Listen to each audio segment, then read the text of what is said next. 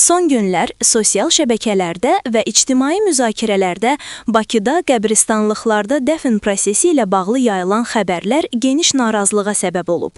Belə ki, iddialara görə paytaxt ərazisində qəbristanlıqda bir şəxsin dəfn edilməsi üçün 20 min manat tələb olunur.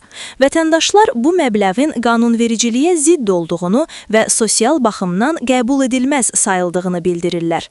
Azərbaycanda dəfn yerlərinin ayrılması və bu prosesdə ödəniş məsələləri qanunvericiliklə necə tənzimlənir?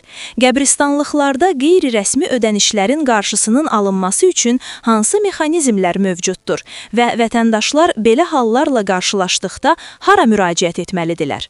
Global Info.az-a danışan vəkil Ramil Süleymanov bildirib ki, vətəndaşlardan 20 min manat məbləğində pul tələb edilməsi birmənalı şəkildə qanunvericiliyə ziddir və cinayət tərkibi yaradır. Çünki qanunla nəzərdə tutulmayan hər hansı məbləğin tələb olunması açıq-aşkar cinayət əməlidir.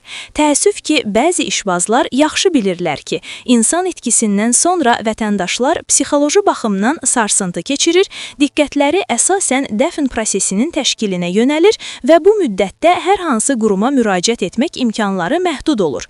Məhz bu əlverişsiz vəziyyətdən istifadə edən, bəzən isə vəzifəli şəxslər olan həmin işbazlar vətəndaşlardan qanunsuz şəkildə pul tələb edirlər.